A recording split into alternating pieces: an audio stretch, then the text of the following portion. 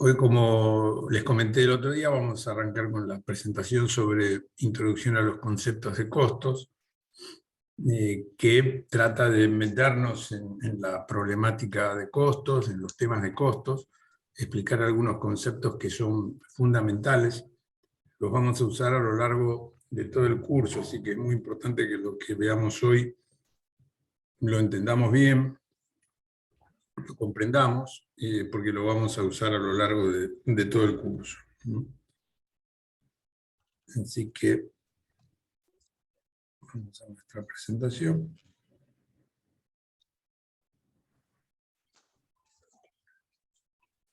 Bueno, miren, esto ustedes lo tienen en el campus. Esta presentación tiene audio, o sea que pueden ir repasando lo que nosotros digamos hoy, lo pueden repasar también de la propia presentación, ¿no? Entonces, la primera diapositiva que nosotros estamos mostrando aquí es tratar de analizar las diferencias que existen entre la contabilidad, llamémosle administrativa, y podríamos agregar administrativa y de costos, y la contabilidad financiera, que sería la contabilidad tradicional, la que utilizamos para generar los balances, de la cual estuvimos hablando los otros días. Acá lo que se trata de mostrar es que la misma contabilidad, con algunos matices, con algunos ajustes, con algunos cambios de enfoque, nos va a ser muy útil para problemas de gestión y de costos. Está titulada aquí en la columna como contabilidad administrativa, y esto lo comparamos con la contabilidad del sistema contable que se utiliza para la elaboración de balances y presentaciones, que está denominada aquí contabilidad financiera. Entonces, esta presentación, esta diapositiva, nos sirve para tratar de comprender, digamos, las diferencias, los matices, y entender los propósitos de los reportes, la utilización que vamos a hacer de estos sistemas de información. Entonces, fíjense ustedes aquí, arranca con el propósito de la información, ¿no? Entonces, observen que en el caso de la contabilidad administrativa, contabilidad de gestión, observen que está orientado principalmente al aspecto interno, digamos, a la toma de decisiones que se hace dentro de la organización. Es un soporte, una herramienta para poder decidir, gestionar, gerenciar y controlar mejor las propias organizaciones. Mientras que la contabilidad financiera, obviamente también sirve para uso interno, pero tiene un enfoque también orientado a dar información hacia terceros, hacia agentes económicos o decisores ajenos a la organización, o sea, que no pertenecen a la organización, pero que igual para tomar algunas de sus decisiones necesitan contar con información de la organización, ¿no?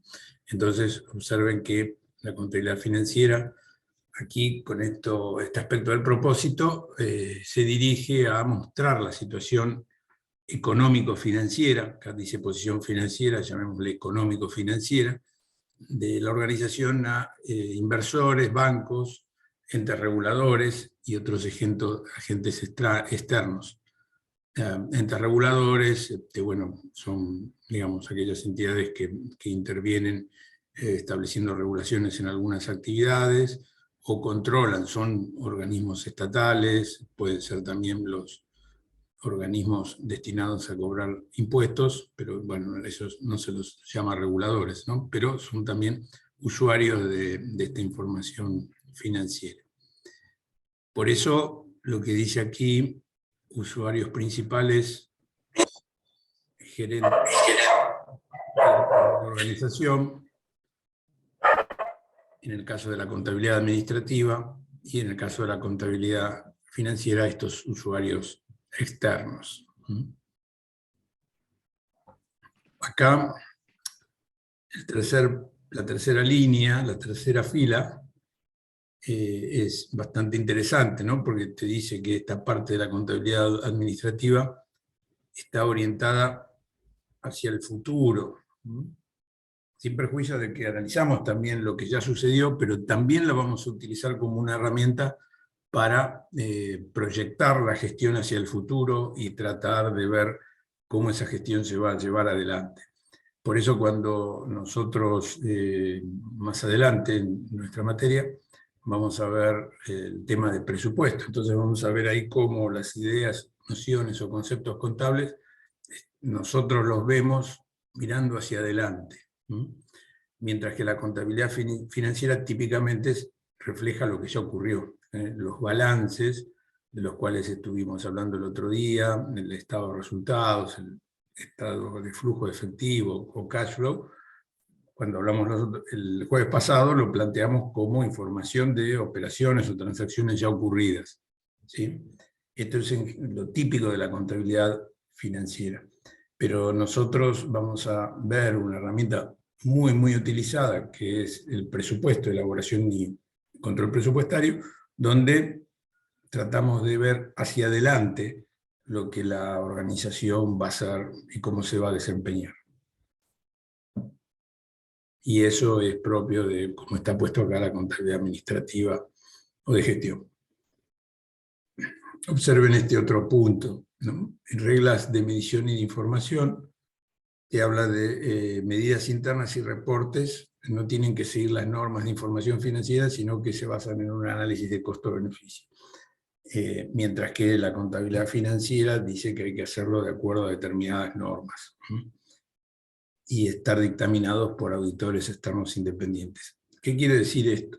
Esto quiere decir que nosotros, para la parte de contabilidad administrativa, tenemos un conjunto mayor de herramientas técnicas para utilizar y vamos a tratar, desde luego, de elegir la que técnicamente sea más correcta. O sea, no vamos a usar cualquier cosa para analizar cualquier problema, sino para cada problema, cada situación, cada propósito que tengamos, utilizaremos la herramienta más adecuada. En cambio, en el caso de la contabilidad financiera, nosotros para generar esos reportes financieros tenemos que seguir las normas contables. Las normas contables que son impuestas, obligatorias, para todos los reportes que se hacen hacia terceros.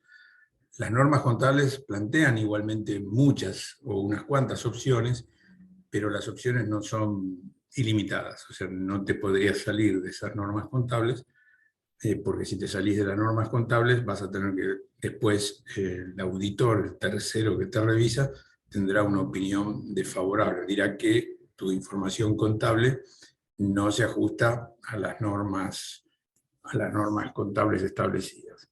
El caso típico se lo señalo, pero en las próximas clases lo vamos a ver con más detenimiento, por ejemplo, la utilización del modelo de costeo variable. Nosotros podemos usar costeo variable para nuestra gestión de la organización, para nuestra contabilidad administrativa, pero el costeo variable no está permitido, no está permitida su utilización para los balances de publicación. Entonces ven una herramienta técnicamente correcta, que responde a ciertos propósitos. Bueno, en los propósitos internos nos va a servir para resolver y realizar situaciones, pero no la vamos a poder utilizar para hacer un reporte, un balance de publicación, porque ahí no puedo usar costeo variable, tengo que usar costeo por absorción. Esto lo vamos a ver en la próxima clase, la diferencia entre uno y otro, pero tengan esta idea, ¿no? En este punto, o sea, qué conjunto de herramientas tenemos en un caso y por qué en el otro son distintas o concuerdan en muchos casos, pero hay algunas que pueden no estar. Si me quieren hacer alguna pregunta, interrupción, adelante. Solo tienen que hacerla.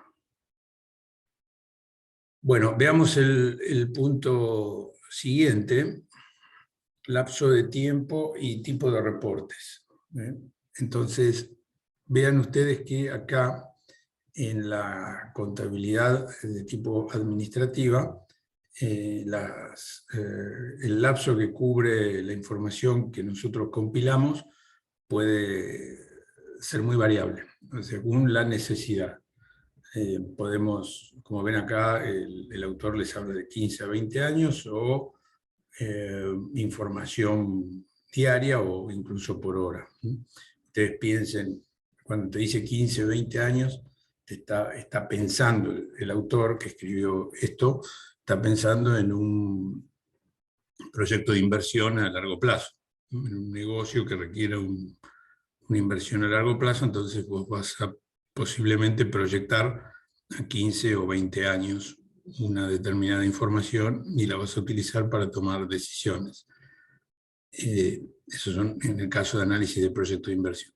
Pero vos podés tener una posición financiera muy ajustada, entonces podés llegar a tener un cash flow diario. Entonces vos tenés programado día por día ingresos y egresos y vas manejando tu cash flow, haciendo una gestión de tesorería y financiera en el día a día. Esto muchas veces ocurre así si la posición financiera no es del todo holgada.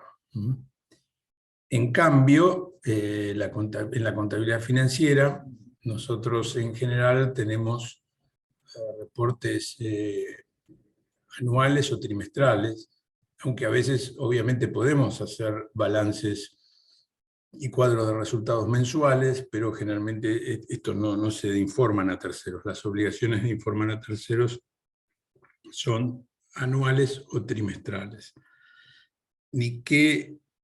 ¿Por qué digo anuales o trimestrales? Bueno, tengamos en cuenta esto también. Anuales es una obligación para todas las entidades. Lo más común es el balance anual.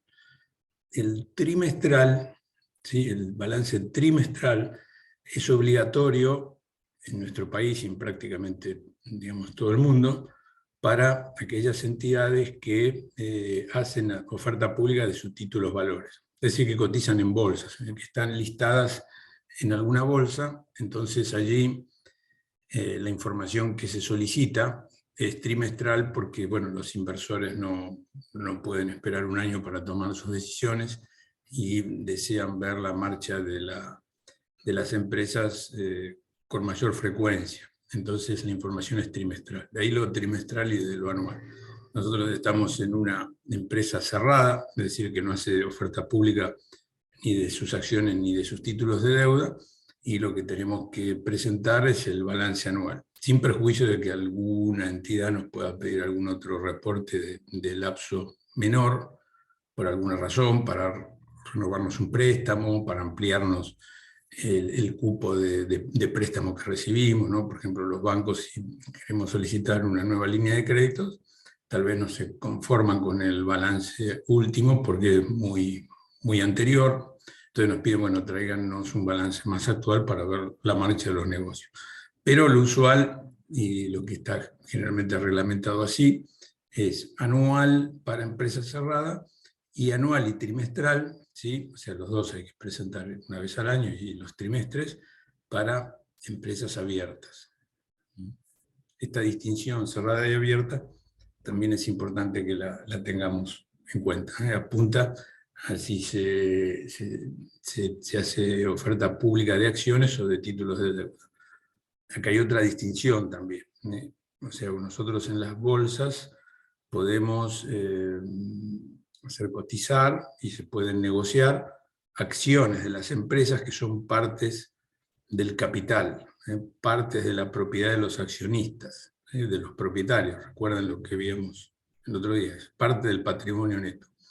Pero también podemos negociar títulos de deuda, que en Argentina se llaman obligaciones negociables, ¿sí? Que ahí son instrumentos de deuda, o sea, son pasivos, ¿no? No es patrimonio neto, sino es pasivo. Entonces, en las bolsas cotizan acciones, que es lo que vemos con más frecuencia, pero también títulos de deuda. En general, cuando hablamos de títulos de deuda, pensamos en deuda del Estado, ¿no? Pero también hay deuda de las empresas, ¿sí? Que, como les decía, en Argentina le llamamos obligaciones negociables. La situación obviamente es muy distinta porque una cosa es ser parte de la propiedad de una compañía, y otra cosa es tener un compromiso de pago en determinado momento y determinado monto por parte de esa empresa, no es lo mismo. Para distinguirlos también, recuerden esto, ¿no? Si nosotros hablamos de instrumentos de tipo accionario, de acciones que van a recibir dividendos, eso le decimos de renta variable. ¿Por qué de renta variable? Porque depende de si la empresa gana o no gana plata y si la reparte o no la reparte entre los accionistas. Los otros, los títulos de deuda, son de renta fija, porque al momento de la emisión ya está establecido de qué manera se va a establecer la remuneración que va a tener ese instrumento, que son intereses. Unos dan dividendos y otros dan intereses. Unos son de renta variable y otros son de renta fija. Bueno, nosotros sobre esto, hacia el final del curso, vamos a volver cuando hablemos de las mejores formas de financiar los negocios. Pero bueno, ya tengan la idea presente. Entonces estábamos en lapso y tipo de reportes. Implicaciones de comportamiento. Bueno, la contabilidad administrativa está dirigida a utilizarse como una herramienta de gestión y de control de gestión. Si se aparta de lo previsto, si algún reporte muestra que una situación no es como lo que se esperaba, por ejemplo, hacemos un presupuesto y después controlamos la ejecución del presupuesto y vemos que hay desvíos, bueno, eso generará algún otro tipo, puede generar algún otro tipo de acción o medida con respecto a las personas que gerencian la organización, a los gerentes de la organización. En cambio, fíjense ustedes ahí que es todo interno. En cambio, en el caso de la contabilidad financiera, bueno, va a tener implicancias sobre las decisiones que tomen terceros, como estábamos comentando antes, inversores, bancos, reguladores, organismos fiscales, etc. Y aunque también, desde luego, es frecuente que influya esta información financiera sobre los propios integrantes de la organización, porque con mucha frecuencia la remuneración de la gerencia, el establecimiento de bonus, ¿no? Acá lo que se está haciendo referencia se hace en muchos casos, sobre los resultados contables. Se le agrega otros factores, pero el resultado contable alcanzado por una compañía suele ser una base siempre presente en el momento de establecer un bonus a dar a los principales directivos, o una gratificación, un premio a la gestión, especialmente de la alta gerencia. Y el que está agregado acá, porque fíjense ustedes que esto es un cuadrito, este cuadrito está en el libro de Horgrim, y ustedes, si se fijan en el campus, hay un Excel donde están las referencias bibliográficas al libro de Horgrim, entonces ahí están señalados los distintos capítulos que nosotros vamos a leer dentro del libro. Y esta ilustración que está en el capítulo 1, bueno, está tomada del libro de Horgrim. El último punto que está agregado por nosotros es tipo de información. Y acá tengan presente que en contabilidad administrativa o contabilidad de costos, nosotros vamos a manejar información de tipo monetaria, o sea, moneda, pesos, pero también física, cantidades de productos, cantidades de insumos, horas de trabajo, equipamientos, máquinas que se emplean, horas de trabajo de las máquinas, etc. Una gama muy amplia de medidas físicas que las vamos a utilizar intensamente, especialmente cuando trabajemos en temas de costos. En cambio, en la contabilidad financiera, lo que predomina es esencialmente moneda, plata. O sea, casi todo está expresado así, y los reportes solamente contienen algunas referencias, en casos muy específicos, a otras medidas de tipo físico, porque si no todo es medida monetaria. Entonces, esta es otra distinción importante. Nosotros, principalmente en costos, trabajamos con medidas físicas y medidas monetarias a la par prácticamente, una con otra, mientras que en la contabilidad financiera manejamos solo medidas de tipo monetario. Bueno, ¿se va entendiendo esto? Sí. Bien. Sí, profe. Bueno, continuamos. Esta segunda parte, esta segunda diapositiva que nosotros tenemos aquí, ya nos mete en un tema específico de costos, bien específico de costos, ¿no? Y nosotros tenemos que lograr tener clara la diferencia que hay entre costos directos y costos indirectos, directos o indirectos. Y para entender esto, lo importante es tener una idea de lo que es un objeto de costos, ¿sí? Y cuando nosotros hablamos de objeto de costos, lo que estamos pensando es que el objeto de costos será una unidad a la cual le vamos a asignar, apropiar, otorgar costos. Pero esta unidad de costos puede ser muy diversa.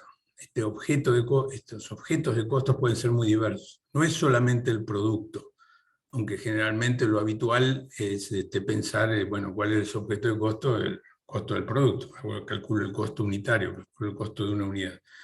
Pero técnicamente no es así. Entonces el objeto de costos, esa unidad a la cual apropiamos o asignamos costos, puede ser un producto, pero puede ser una parte de un producto, puede ser un sector de la compañía, puede ser un departamento, un área, un centro de costos, un lote de producción, una planta, en fin, una gama muy amplia de objetos de costos que nosotros los definimos no caprichosamente, sino porque para algún propósito nos interesa tener establecido ese objeto de costos, por distintos análisis o cálculos que queremos hacer.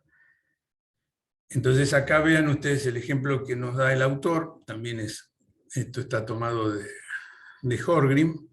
Dice, bueno, objeto de costos es un auto, una unidad de producto automóvil, ¿no?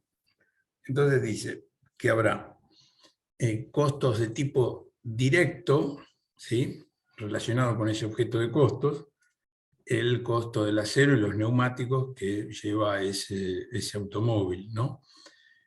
Estos costos directos se van a asignar, ¿sí?, a través de una atribución de costos directa.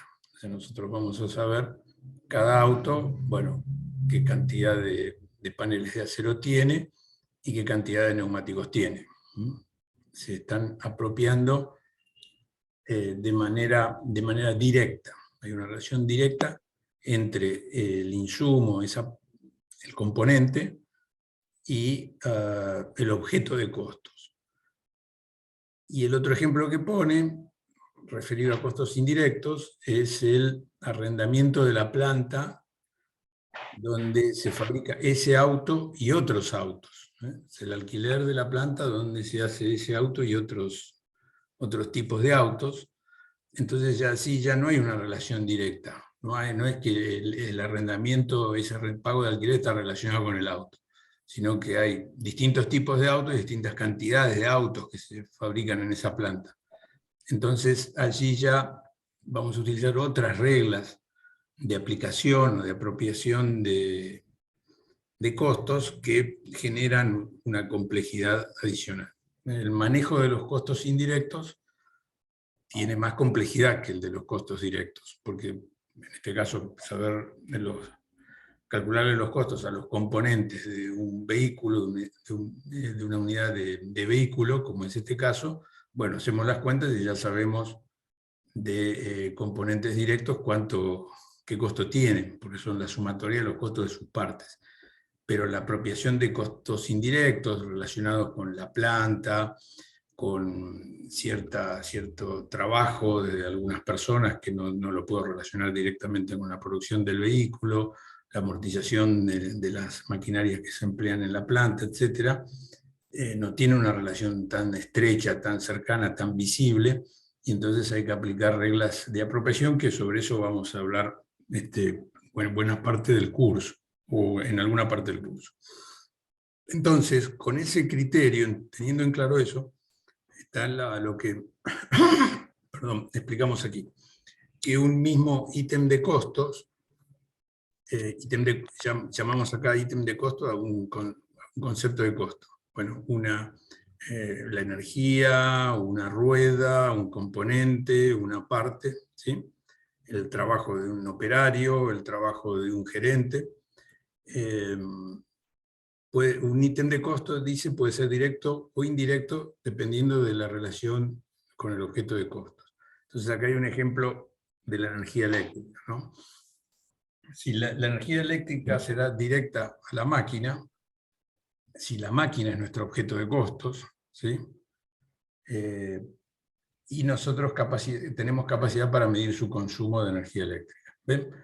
Una máquina no es un producto, ¿sí? Es una máquina, pero por algún tipo de estudio, análisis o cálculo que nosotros queremos hacer, nos interesa definirla, esa máquina, como un objeto de costos. Definida como objeto de costos, tendremos el caso, por ejemplo, de la energía eléctrica que se utiliza para que esa máquina funcione, ¿no? Entonces, bueno, ¿cómo relaciono esa energía eléctrica, un ítem de costos, con la maquinaria, que en este caso es un objeto de costos? Y si mido el consumo de energía eléctrica que tiene esa máquina, si lo puedo medir, bueno, podría ser que la energía eléctrica sea un costo directo respecto de esa maquinaria. Pero si no ocurre así, bueno, tendré que aplicar alguna regla de distribución para asignarle el consumo de energía eléctrica, por ejemplo, de la planta o del área, ¿sí? A esa maquinaria, ¿no? Que acá está, bueno, esta máquina acá está considerada como un centro de costos, porque acumula costos. Tendré que hacer alguna regla de apropiación, por ejemplo, por digamos, la capacidad de fuerza motriz que tiene la maquinaria, y eso comparada con las otras, y así atribuirlas, en fin, alguna regla de apropiación, porque no tengo la medida del consumo directo. Entonces, la energía eléctrica aquí está presentada en un caso donde puede ser directa o indirecta. Vean que no es categórico, no es que tal tipo de insumo es siempre costo directo o siempre indirecto. Depende de la relación que tenga con el objeto de costos y de cómo se está midiendo eso. Esto ahora les puede parecer un poco abstracto, pero después vamos a ver muchos problemas donde nosotros vemos los costos indirectos, qué tratamiento tienen, qué implicancia tienen ellos. En fin, vamos a ver mucho sobre estos puntos. Bueno, tengan en claro esta idea de directo e indirecto, y de que no es categórico, depende. Hay que analizar cuál es el objeto de costo y qué relación hay entre el ítem de costo y ese objeto de costo. Este es un concepto importante en costos. Y acá vamos a ver otro, también muy importante, que lo vamos a ver a lo largo de todo el curso, que es el concepto de costeo variable o costeo fijo. Probablemente ustedes tengan alguna idea sobre lo que es costo variable y lo que es costo fijo, ¿no?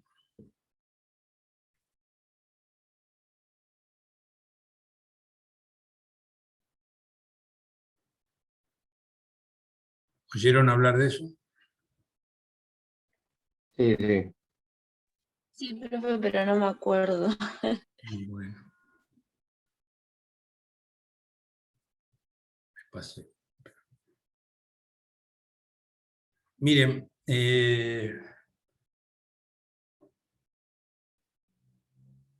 la idea de costeo variable y costeo fijo es relacionar el comportamiento del costo ante cambios en el nivel de actividad. O sea, para decirlo en forma muy simple, el costo cambia o no cambia si yo aumento mi volumen de actividad. Si yo hago más, por ejemplo, en el caso anterior, ¿no? Fabrico más BMW, bueno, ¿qué va a pasar con los neumáticos? Voy a necesitar más neumáticos. Pero tal vez no necesite alquilar otra planta, porque me arreglo con la planta que ya tengo, ¿sí? Entonces tendré que comprar más neumáticos, que va a significar tener más costos, porque estoy haciendo más BMW X5. Y en cambio el alquiler de la planta va a ser el mismo, porque no voy a tener que comprar, no voy a tener que alquilar otra planta.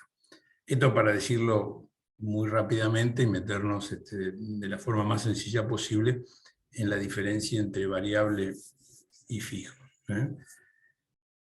Entonces, para decirlo con precisión, ¿no? La clasificación de fijo y variable relaciona el comportamiento de los cambios, de los costos, perdón, de ciertos costos ante cambios en el nivel de actividad. Ahora bien, bueno, los casos típicos son la materia prima, ¿no? O sea, porque si hago más unidades voy a tener necesidad de más materia prima, es un caso típico de costo variable. En cambio, el alquiler de la planta que decíamos antes, no, en la medida que no tenga que aumentar o adicionar otra planta, siempre va a ser lo mismo, ¿no? El taller, de un taller donde trabajo mucho, trabajo poco, siempre el costo del alquiler del taller o los impuestos del taller son los mismos, trabajé mucho, trabajé poco.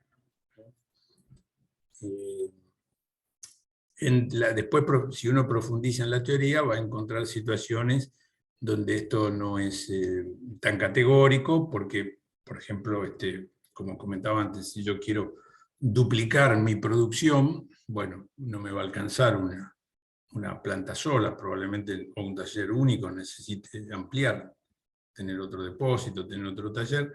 Eso va a hacer que ese costo fijo pegue un salto, pero en cierto rango se mantiene constante. Entonces por eso uno puede llegar a decir, bueno, nunca ningún costo es totalmente fijo, ¿no? Porque si haces cambios importantes en el nivel de actividad, esos costos fijos dejan de ser fijos porque tenés que pegar un salto, tiene un comportamiento discreto. Pero más allá de estas consideraciones, después hay semivariables, semifijo, que son cuestiones técnicas más propias de profundizar en el área de costos. Lo que nosotros necesitamos comprender bien para el objetivo de este curso es la diferencia entre variable y fijo, que la estamos mencionando. Pero acá en la presentación está puesto algo que nosotros no tenemos que olvidar, ¿no? Y es lo siguiente, o sea, ¿de qué medida, en qué forma los miramos? O sea, ¿miramos los costos variables y fijos totales o por unidad? Supongamos, hablando de unidad de productos. Después pueden ser otro tipo de unidades por lo que charlábamos antes de objeto de costo, ¿no? Pero bueno, pensemos en unidad de producto. Entonces, costo variable total, esto es lo que estábamos diciendo antes, ¿no? Bueno, si aumento las unidades, el costo variable total va creciendo porque necesito más componentes, ¿sí? Para hacer esas unidades. Las ruedas que necesito para hacer los autos, necesito más ruedas y hago más autos. Entonces el costo variable total va aumentando. Más adelante vamos a analizar también si esto es una función lineal o no, o qué comportamiento tiene esta función. Pero por ahora quedémonos con que es una función lineal. Y el costo fijo total, no, porque independientemente de la cantidad de autos, va a ser el mismo. El alquiler de la fábrica es igual, si la tengo parada por alguna razón o si la tengo trabajando a su máxima capacidad. Entonces el costo fijo total es lo mismo. Pero esta es la visión de estos costos desde la perspectiva del acumulado del total. Es importante tener en cuenta desde el punto de vista unitario, por cada unidad, ¿sí? Entonces, muy importante esto. Entonces, fíjense ustedes, si lo miran desde el punto de vista del costo variable unitario, cada unidad, ¿sí? Cada unidad que nosotros produzcamos cuesta lo mismo, porque cada auto que hacemos tiene 4 ruedas, entonces el costo de las ruedas para cada auto va a ser igual, sea el auto 1 o sea el auto 1000, va a ser lo mismo. En realidad es consecuencia de que dividir, digamos, el costo total por la cantidad de unidades para cada momento, entonces te va a dar siempre lo mismo. La pendiente, dicho algebraicamente, digamos, la pendiente de esta función de costo variable total, la pendiente, o sea, lo que va creciendo por cada unidad, es una constante, porque es una función lineal, ¿sí? Y esa constante es el costo variable unitario, porque cada unidad que le agrego, ¿qué le agrego? El costo variable unitario de esa unidad. Entonces, para todos los trabajos que vamos a hacer, tengamos siempre en cuenta esto, ¿no? Si la función del costo variable total es una función lineal, bueno, que va creciendo lo mismo por cada unidad que le vamos agregando, al costo total, variable total. El costo variable unitario es una constante, que es lo que cuesta la parte variable del costo de cada unidad. En cambio, la visión es diferente para el costo fijo unitario, ¿sí? Porque acá lo que ocurre es que la función de costo fijo total es una constante. Entonces, no es lo mismo dividir ese costo fijo total en una unidad, si hago solo una unidad, que si hago 1000 unidades. ¿Ven?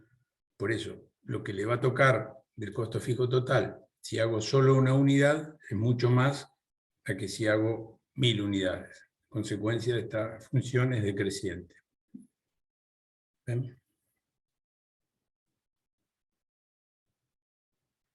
Esto parece digamos, bastante trivial y obvio presentado así, pero a veces en la aplicación práctica da muchos problemas y se cometen muchos errores. Pero nosotros necesitamos tenerlo bien claro, estos dos, este comportamiento de costos variables, comportamiento de costos fijos, uno es creciente, otro es constante desde la perspectiva total, pero si lo volcamos a la perspectiva unitaria, bueno, no es lo mismo. ¿Se entiende esto?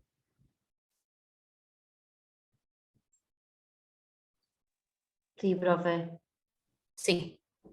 Bárbaro. Avancemos entonces. La siguiente, nuevamente lo hemos tomado del libro de Horgrim, y acá buscamos hacer una relación entre los dos conceptos que vimos antes, ¿no? Costos directos e indirectos y variables y fijos. Porque nosotros, bueno, podemos decirlo, podemos combinar, lo que no tenemos que hacer es confundirlos. O sea, en algún texto, ustedes, inclusive en algún ejercicio nuestro, tienen utilizado el concepto directo igual o sinónimo de variable, y no es lo mismo. Es un error llamar directo a los costos variables. Lo que ocurre es que, bueno, dentro de estas 4 posibilidades, lo más frecuente es que los variables sean directos y los fijos sean indirectos. O sea, dentro de estas 4 posibilidades, hay 2 que son las más comunes, ¿no? O sea, que el variable normalmente es un costo directo y los fijos normalmente son indirectos porque hay que apropiarlos de alguna manera. Pero las situaciones cruzadas de distinto tipo, o sea, directo, fijo y variable indirecto, también existen y pueden existir y conceptualmente es válido. Por eso el autor aquí nos trata de poner ejemplos de cada caso, ¿no? Entonces vean ustedes cómo está presentado esto. El objeto de costo siempre es el auto, la unidad de producto. Insisto, podrían ser otros objeto de costos y esto sería distinto, este cuadro sería diferente. Entonces te da ejemplos. Costeo variable relacionado con costeo directo para objeto de costos un auto fabricado. Bueno, los neumáticos que se emplean en el ensamble es un ejemplo de directo y variable. Cada auto tiene de manera directa asignados esos neumáticos y la evolución del costo de los neumáticos es variable porque, bueno, si hago más autos tendré que comprar más neumáticos. Ahora, fíjense ustedes acá, por ejemplo, el caso variable e indirecto, ¿no? Y te pone el costo de la energía de la planta. El consumo de energía se mide tan solo para la planta donde se ensamblan varios productos. Bueno, lo que les comentaba antes. El uso de la energía es variable, si hago mucho gasto más energía, si hago poco gasto menos, pero no tengo una regla de apropiación que me pueda relacionar ese consumo de energía con cada unidad de producto, entonces tengo que ir hacia alguna regla de apropiación y en consecuencia la utilización de la energía, aunque sea variable, resulta indirecta porque tengo que utilizar una regla de apropiación para relacionar el consumo total de energía que se mide para la planta, donde se ensamblan varios productos y después de cada clase de producto, distinta cantidad de unidades. O sea, porque puede haber BMW X5 que hago 1000 y BMW X4 que hago 3000. Y acá los ejemplos en la parte fija son los siguientes. Bueno, fíjense ustedes, costo fijo, ¿no? Y directo. Respecto del auto, dice, el sueldo del supervisor de la línea de ensamble de este automóvil.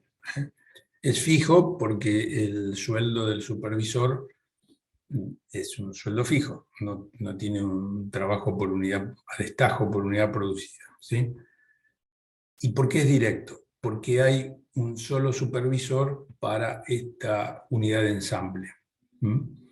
Habrá otro supervisor u otros supervisores para el ensamble de los otros autos que se ensamblan en esa planta.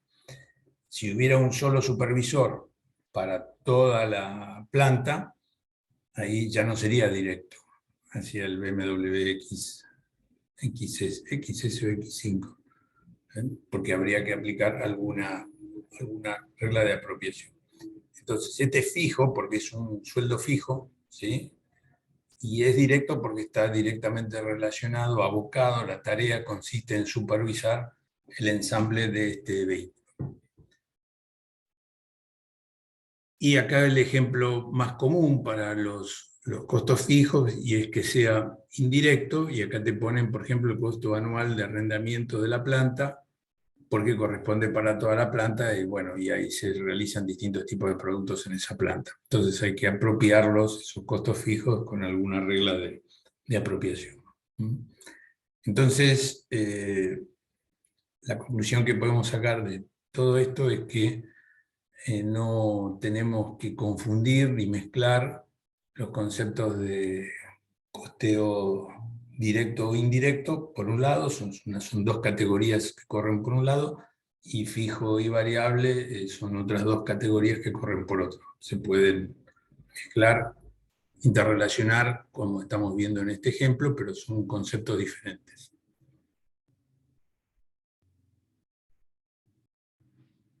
Bueno, acá llegamos a este punto, está todo esto claro, ¿no? Hemos explicado dos conceptos importantes que lo vamos a utilizar a lo largo de todo el curso, los tenemos que tener muy en cuenta, muy claros, porque sobre esto vamos a construir más conocimiento, más temas, vamos a explicar más temas que van a estar montados o basados en esto que acabamos de decir.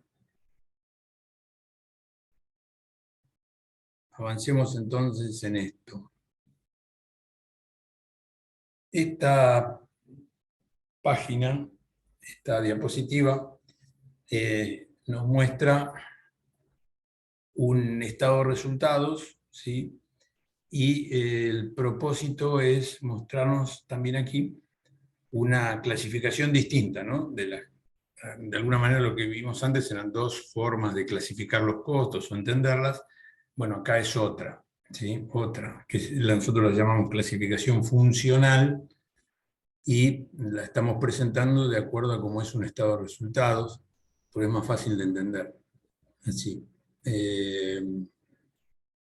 Entonces, recuerden que el otro día vimos el estado de resultados, vimos que esto era uno de los cuadros contables que se realizan, que se efectúan, y ahora lo estamos presentando para mostrar una clasificación, otra clasificación que existe para los costos, que es esta que nosotros llamamos funcional.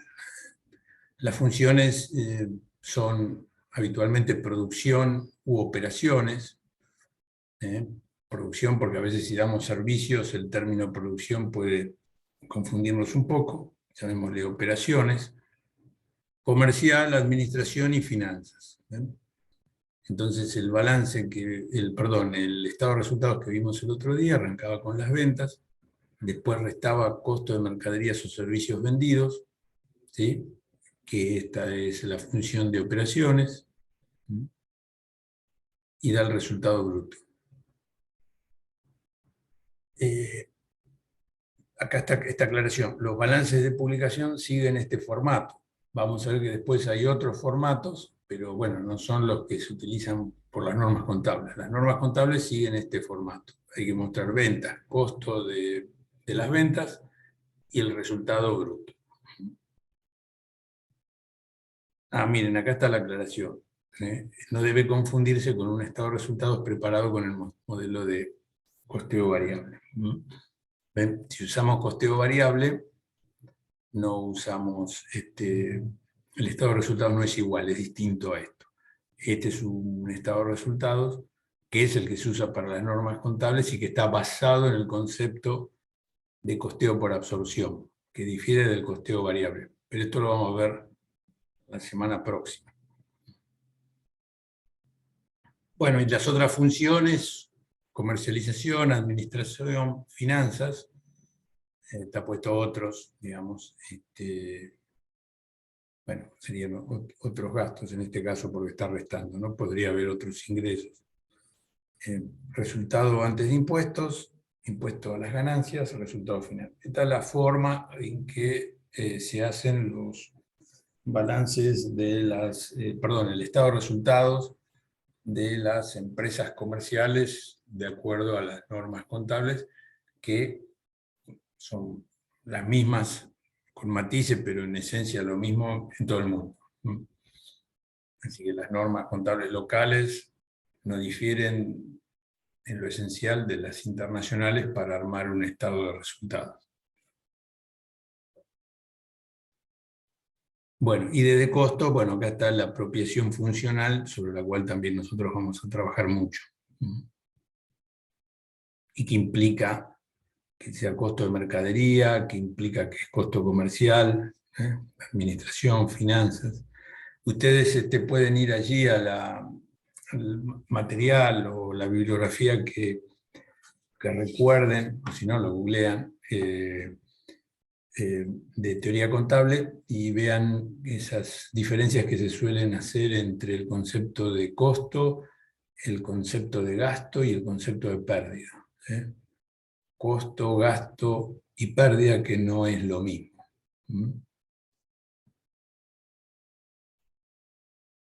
Me pasa. Bueno. Y acá hay otra clasificación también muy importante, que nosotros la llamamos clasificación de costos por la naturaleza de su composición. Y esto apunta a los tres componentes, digamos, que conforman principalmente los productos, ¿no? Porque si estamos en servicios, bueno, de materia prima en servicio no hay mucho, porque justamente es un servicio. Pero en la producción de bienes, ¿sí? En un producto que se ha fabricado, un objeto, un bien que nosotros pues tenemos, o que queremos comprar, o que queremos vender, habrá materia prima, materiales e insumos, que se basan en compras que le efectuamos a los proveedores y sobre las cuales hacemos transformaciones, o que tal vez sean materias primas que nosotros mismos generamos o producimos. Entonces, materia prima es uno de los componentes. Mano de obra o costos laborales directos es la parte del trabajo de los operarios, principalmente los operarios, porque está hablando de costos laborales directos, que han realizado su tarea, su labor, para transformar esas materias primas y llegar al producto final. O sea, el trabajo de los operarios para fabricar piezas o productos, o el trabajo del personal para prestar servicios de manera directa, o sea, donde el trabajo está directamente relacionado con el bien o el servicio que se está elaborando o el servicio que se está dando. Y después el tercer componente son los costos indirectos de fabricación o de las operaciones, donde hay insumos indirectos, ¿sí? Es decir, algún tipo de insumo que no se puede apropiar de manera directa con objeto de considerando como objeto de costos al producto. Piensen la energía de la que hablábamos antes en la planta, que no se podía relacionar directamente con ese tipo de autos. Las remuneraciones indirectas, que como veíamos en el ejemplo anterior, ¿no? El supervisor, ¿no? O sea, generalmente es personal más calificado, entonces no está relacionado de manera tan directa con la elaboración o la producción, no es un operario, ¿sí? Son los ingenieros, los supervisores, los analistas de calidad, que hacen una tarea más sofisticada y son indirectos al producto. Las amortizaciones, que ya hablamos del concepto de amortización de los otros días, que la amortización no se la relaciona de manera directa con el producto, porque una máquina se puede utilizar para hacer muchos productos o distintos tipos de productos en esa máquina. Entonces, también se los considera costo indirecto de las operaciones. Entonces tenemos estos tres componentes sobre los cuales vamos a trabajar muchísimo en el curso. Las materias primas, la mano de obra y los costos indirectos. Los primeros dos suelen tener comportamiento variable, este suele tener comportamiento fijo, o sea, predominantemente es fijo. Un tren de ver esto de directo e indirecto y referenciarlo con lo que vimos antes de variable y fijo. Entonces, esto es la manera de que nosotros calculamos los costos de nuestros productos y nuestros servicios habitualmente en las organizaciones. Podría ser de otra forma, ¿sí? Pero bueno, esto es lo que técnicamente consideramos adecuado. ¿Qué queda fuera de esto? ¿Sí? Esto se relaciona con la función de operaciones, ¿no? Entonces nosotros dejamos afuera de esto la mano de obra o el trabajo de la gente de administración, porque van a ser costos de administración, dejamos afuera la parte de los costos de comercialización, porque no están incluidos dentro de esto.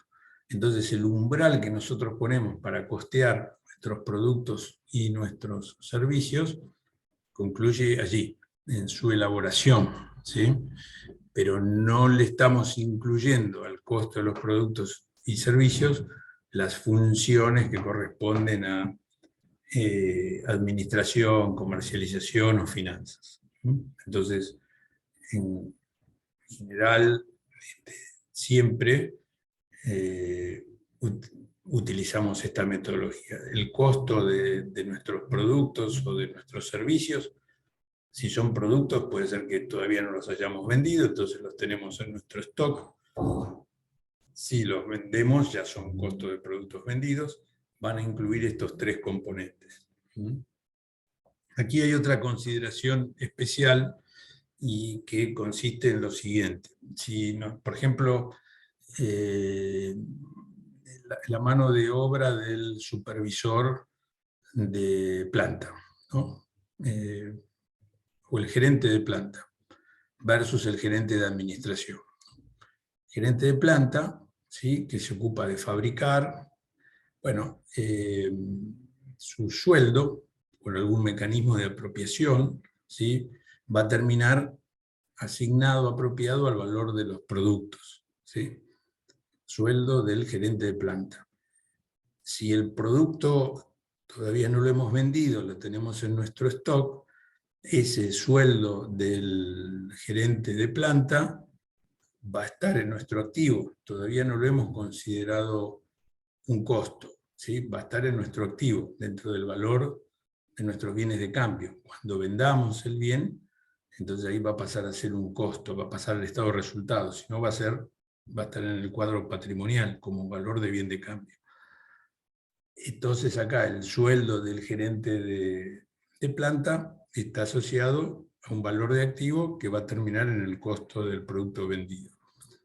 En cambio, el sueldo del gerente de administración no lo consideramos susceptible de activarse, sino que lo vamos a considerar siempre un costo del periodo. O sea, nunca el sueldo del gerente de administración, o el gerente comercial, o el gerente de finanzas, va a formar parte del costo del producto, sino que lo vamos a considerar siempre un costo relacionado con el momento, el periodo en el cual trabajó para ganarse ese sueldo. Esta es una diferencia bastante importante, porque podríamos hacer una contabilidad organizada de otra forma y considerar que también el de administración forma parte del costo del producto. Al final del camino nosotros tenemos que conseguir ingresos suficientes con nuestras ventas que nos cubran el sueldo de todos, si no perdemos plata.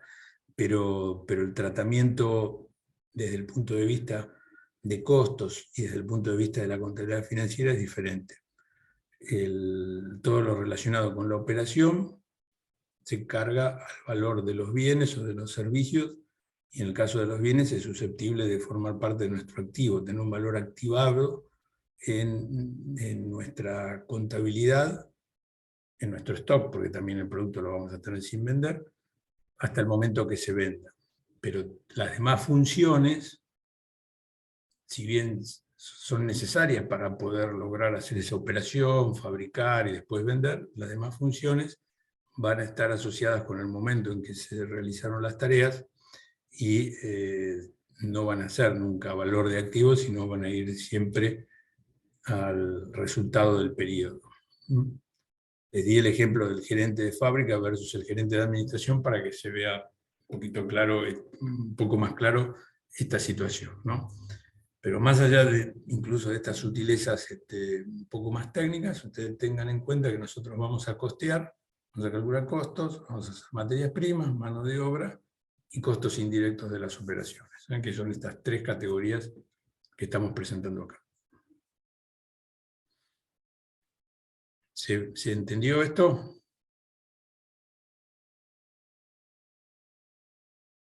Sí, profe. Bueno, bárbaro.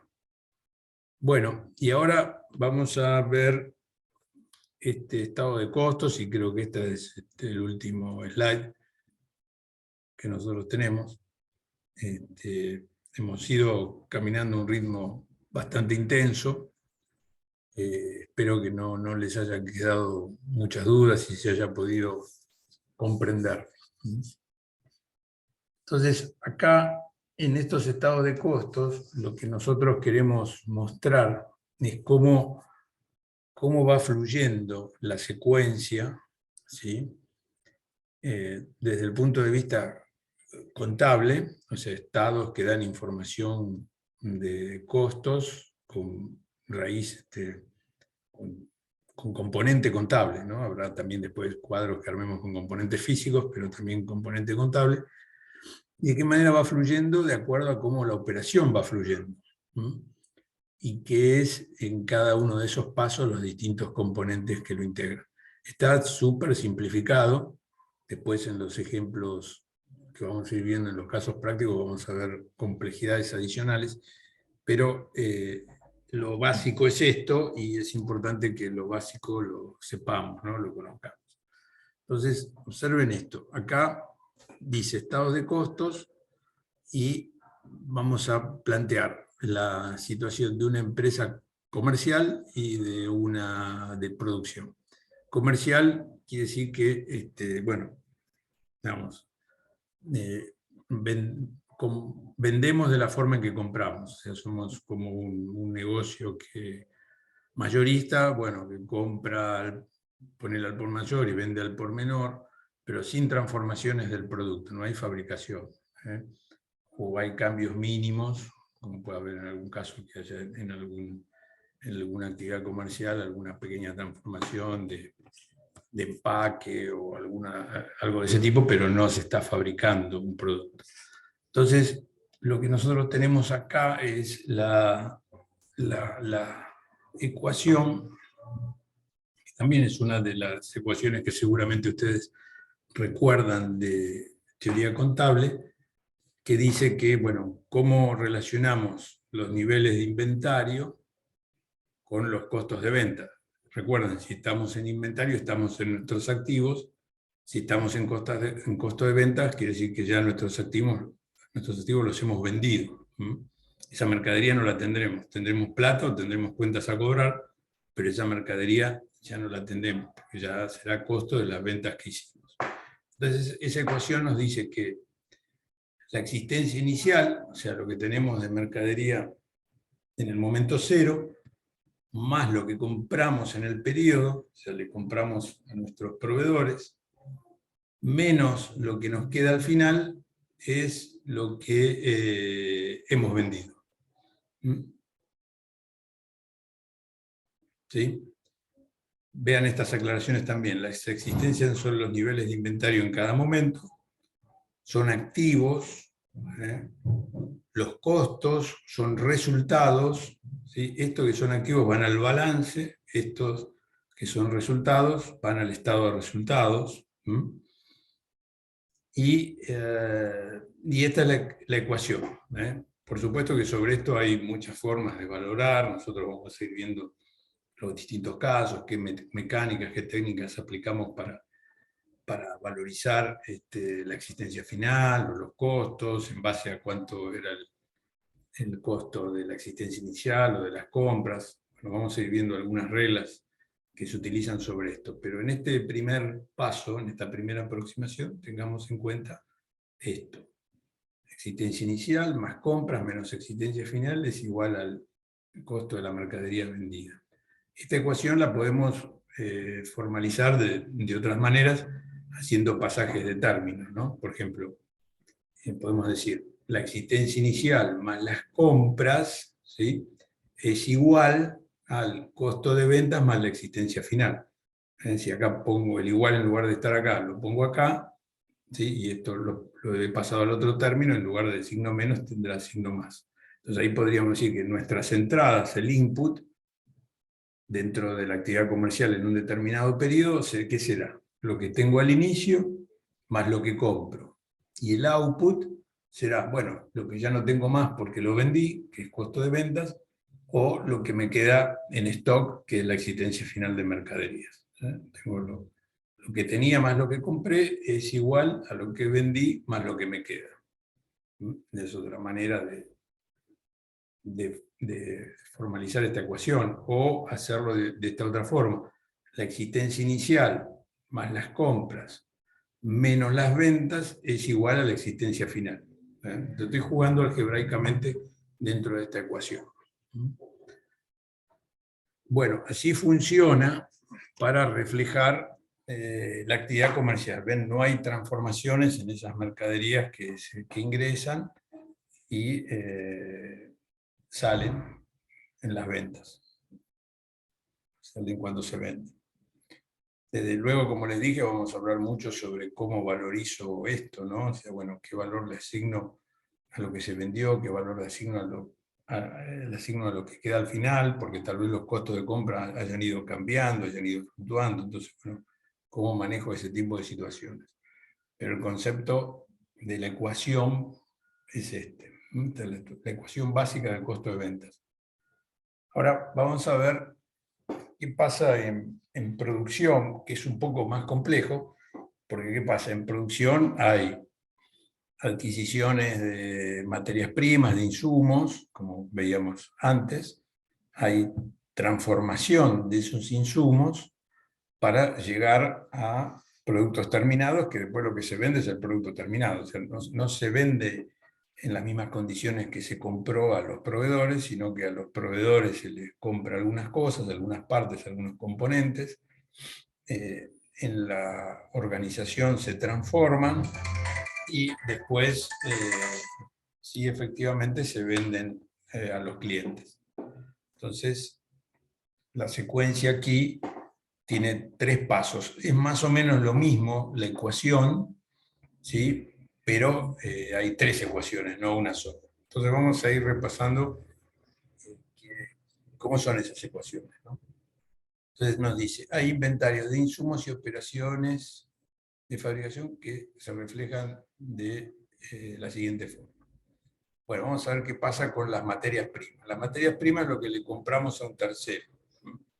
Entonces nosotros vamos a tener la existencia inicial de materias primas, esas partes, esos componentes del auto que vamos a fabricar, las compras del periodo, le resto la existencia final de la materia prima después de transcurrido el periodo, o sea, lo que me queda, digamos, al momento final que estoy haciendo la medición, y lo que me da ahí no es lo que vendí como sería acá, porque ve que la misma estructura tiene existencia inicial, compra menos existencia final, es la misma estructura. Acá era, en lo comercial, era que si ya no lo tengo más, quiere decir que lo vendí. Acá, si esta materia prima ya no la tengo más, lo que quiere decir es que la he transferido al proceso productivo.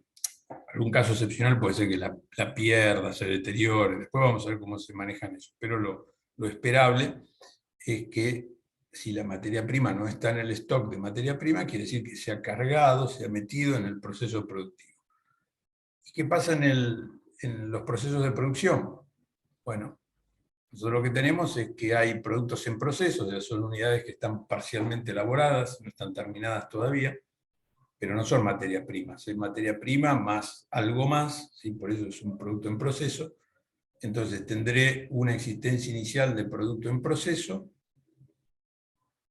y después tendré lo que se procesa durante el lapso que estoy midiendo, ¿sí? Entonces allí, lo que se procesa durante el periodo tendrá la materia prima que transferí, o sea, la materia prima que saqué del stock de materia prima y la pasé al proceso de producción, ¿sí? El trabajo de las personas para hacer transformaciones durante ese periodo, y los costos indirectos relacionados con las operaciones que se ejecutaron durante ese lapso, el alquiler de la planta, la amortización de las máquinas, el sueldo de los supervisores, etc. Todos esta suma nos dan los costos de la producción procesada en el periodo, que es este valor. Le resto la existencia final de producto en proceso, ¿sí? Quiere decir que estos son productos que todavía no están terminados, ¿sí? Y lo que me queda es la producción terminada en el periodo, ¿sí? Lo que ya concluí. O sea, tenía en elaboración algo al principio, hice transformaciones durante el periodo, me sigue quedando algo en elaboración al final, y lo demás quiere decir que lo terminé y ya no lo tengo más en elaboración. Pero no tenerlo más en elaboración, en general en estos casos, no significa que se lo di al cliente, que ya lo vendí. Puede ser que en algún caso sí, pero normalmente no. Vamos a ver distinciones. Cada puntito de esto tiene muchísimo para hablar y analizar. Entonces, ¿qué pasa? Ese producto que terminé, lo que suele pasar es que va al almacén o al inventario de productos terminados, donde están los demás productos terminados, ¿sí? Entonces, la transferencia de esto es al inventario de productos terminados, ¿no? Y el inventario de productos terminados sí opera de la misma forma que si fuera un área comercial, una empresa comercial, ¿no? ¿Por qué? Porque tiene la existencia inicial de los productos terminados que hay al principio del periodo, tiene los productos que se terminaron en el periodo, ven esta transferencia del proceso productivo al almacén de productos terminados, tiene lo que queda al final sin vender en stock, y el cálculo algebraico de esto da el costo de la producción vendida. Entonces acá llegamos finalmente al costo de la producción vendida después de todo el proceso de transformación. Ya esto quiere decir que el producto ya no lo tengo más, lo tiene el cliente, porque se lo he vendido. Nosotros lo que vamos a tener es, como les decía antes, o plata porque nos lo pagó, o una cuenta a cobrar porque todavía no nos lo pagó.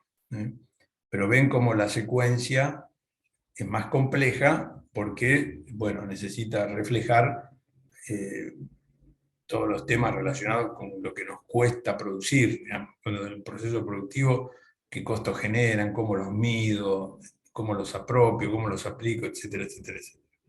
Todo esto va con esta secuencia en 3 pasos. En una comercial era más cortito, era un solo paso. Y entonces, observen ustedes que acá, al final del periodo, ¿no? ¿Qué es lo que vamos a tener en esta actividad de producción? Bueno, al final del periodo lo que va a estar va a ser la existencia final de la materia prima, ¿sí? Materia prima que no hemos transferido a producción, valorizada acá, ¿sí? Porque es un activo, no es un costo, es un activo. Vamos a tener los productos en procesos, valorizados aquí a 6.000, o sea, son unidades que están en ejecución, todavía no terminadas, y la producción terminada que todavía no se ha vendido, que son stock de productos terminados, son BMW que tengo en la playa de estacionamiento y que todavía no se lo vendí a las agencias ni a los clientes. 7.000. Todo esto es activo, ¿sí? Me da un total de 13.200. Y en el cuadro de resultados, bueno, voy a tener el costo de la producción vendida. Son productos terminados, entregados a los clientes, que en el cuadro de resultados estará acá este costo de producción vendida 8.300. Así se completa la secuencia.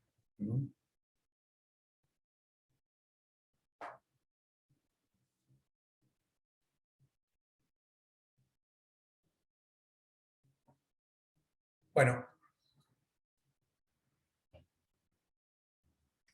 ¿qué les pareció? Profe, le hago una consulta. Sí. Todos estos datos así, que ahora son numéricos, van a estar dados o los vamos a tener que calcular nosotros con algún método? Vamos a estudiar la forma de calcularlos, así es. Está bien. Y nosotros nos vamos a manejar con estas fórmulas, digamos, del inventario de mercadería. Sí, estas y otras que vamos a ver, ¿no? Pero estas sí, sí, sí. Esto lo tenemos que entender, ¿sí? Después vamos a ver, sobre cada puntito de esto, vamos a ver bastante, ¿no? Por ejemplo, en este tema de acá, ¿no? Acá y acá, este punto, ¿no? Cómo manejamos las materias primas. Ahí vamos a ver, por caso esto ya esta semana, las reglas de apropiación de inventario, de valorización de inventario permanente, o sea, primero entrado, primero salido, precio promedio ponderado, etc. Van a haber algunas reglas que son principalmente orientadas para manejar valores de costo unitario de los insumos diferentes. O sea, si lo que tengo al inicio son 100 unidades que me costó $1 cada una, pero lo que compro son 500 unidades que me costó a $2 cada una, bueno, lo que transfiero al proceso productivo o lo que me queda al final, ¿cómo lo valoro? ¿Qué precio le pongo qué costo le pongo a lo que me quedó y qué costo le asigno a lo que transfiero al proceso productivo? ¿Ven? Supongan que sí, cuando hay diferencias entre el valor de los insumos en 2 momentos diferentes. Entonces vamos a ver cómo manejar esas reglas, cómo esas situaciones. Acá, en todo este tema de productos en proceso, también vamos a ver una serie de problemas, algunos de ellos relacionados a cómo puedo ponderar unidades con distinto grado de avance de producción, porque no es lo mismo que tenga 1.000 unidades con un 10% de avance a que tengan 1000 unidades con un 50% de avance. Tienen que tener, como es obvio, otro valor. Entonces allí también vamos a ver cómo manejamos esas situaciones, vamos a ver de qué manera apropiamos los costos indirectos a la producción, qué situaciones se nos da cuando hacemos un solo producto, hacemos muchos productos, en fin, una gama bastante amplia de situaciones que nosotros tenemos que tratar de comprender. Así que ahí también va a haber un montón de temas para analizar.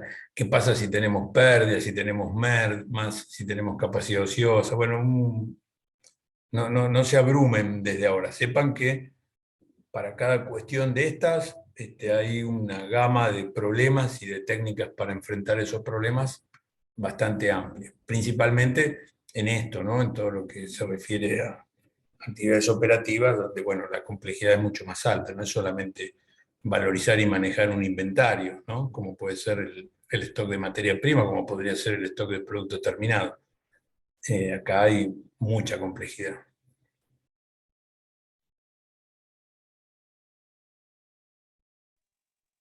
Gracias. Bueno, si les parece, si hay más preguntas me dicen, si no interrumpimos acá. Estamos ajustando el cronograma por algún comentario que nos hicieron, así que espero que lo podamos publicar hoy o mañana. Pero de todas maneras, yo les voy a poner, bueno, el miércoles ya van a saber qué ejercicios de la guía vamos a ver. Voy a tratar de que ya lo conozcan mañana, o sea que se ajuste dentro del cronograma, lo terminemos entre hoy y mañana, y entonces ustedes ya mañana tengan el cronograma completo. Entonces, para el miércoles y para el jueves ya van a saber qué ejercicios hacer. No sé si les viene bien, pero tengo que ver con mis ayudantes. Probablemente algunos miércoles tengamos que hacer virtual, no podamos hacer presencial. Los jueves sí van a ser presenciales. Carlos va a estar con ustedes todos los jueves por la mañana. Pero estamos teniendo algún tema para hacer presencial el día miércoles, así que probablemente los casos de los días miércoles los tengamos que hacer virtual. Dale. Bueno. Sí, profe, no hay problema. Bueno, dale, todo eso lo vamos comunicando no vi un grupo de WhatsApp, pero bueno, lo vamos comunicando en el campus. Vale, muchas gracias. Perfecto. Bueno, muy bien. Yo la filmación, la grabación, perdón, de la reunión la subo en un canal de YouTube con mi nombre, Alejandro González Escudero, así que después la encuentran, si quieren repasar algo, la van a poder encontrar durante la tarde, digamos, o la noche la subo. Dale, profe. Bueno, muy bien. Bueno, chicos, que anden bien, ¿eh? Genial, muchas Vamos gracias. en Nos contacto. vemos. Dale. Nos vemos. Hasta Chao, luego. muchas Chao, hasta gracias. luego. Chao, profe. Chao, hasta luego.